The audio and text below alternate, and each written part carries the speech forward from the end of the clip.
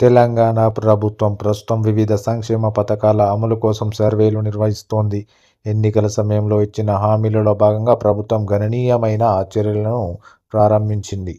జనవరి 26 నుంచి కొత్త రేషన్ కార్డుల పంపిణీ, రైతు భరోసా మరియు ఇందిరమ్మ ఆత్మీయ భరోసా పథకాలు ప్రారంభమవుతాయి. ఈ పథకాలను విజయవంతంగా అమలు చేసేందుకు అర్హులను నిర్ధారించడానికి అట్టడుగు స్థాయిలో సర్వేలు జరుగుతున్నాయి. అదే సమయంలో ఇందిరమ్మ గృహ నిర్మాణ పథకం కోసం సర్వే కూడా జరుగుతుంది. ఇందిరమ్మ గృహ నిర్మాణ పథకానికి సంబంధించి రేవంత్ రెడ్డి ప్రభుత్వం కీలకమైన నవీకరణను ప్రకటించింది. అర్హత కోసం కటాఫ్ సంవత్సరాన్ని ఏర్పాటు చేసింది. మొదటి దశలో భూమిని కలిగి ఉన్న వారికి ప్రాధాన్యత ఇవ్వబడింది.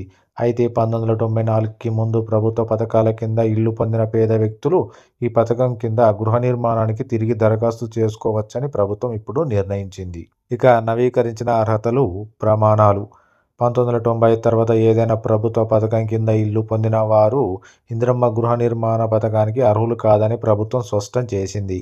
అయితే 1994కి ముందు ఇల్లు పొందిన వ్యక్తులు మరియు ఆ ఇళ్ల పరిస్థితి సరిగా లేకపోవడం వల్ల ఇప్పుడు సమస్యను ఎదుర్కొంటున్న వ్యక్తులు మళ్లీ దరఖాస్తు చేసుకోవడానికి అర్హులు.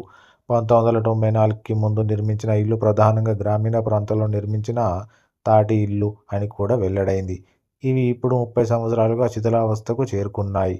ఈ సమస్యలను పరిష్కరించడానికి అటువంటి లబ్ధిదారులకు ప్రభుత్వం మరొక అవకాశాన్ని కల్పించింది. ఇక ఇందిరమ్మ గృహ నిర్మాణ పథకం యొక్క చరిత్ర గురించి తెలుసుకుందాం.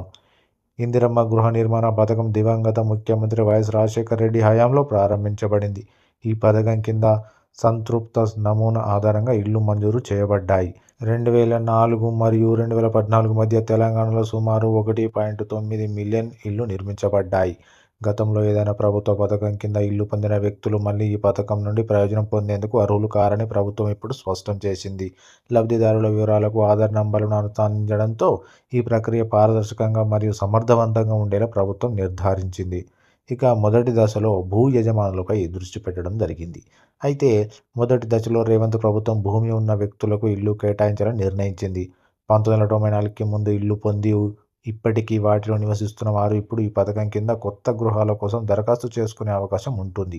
పాత ఇల్లు శిథిలావస్థలో ఉన్న లబ్ధిదారులకు మెరుగైన గృహాలను అందించడం ఈ నిర్ణయం యొక్క లక్ష్యం.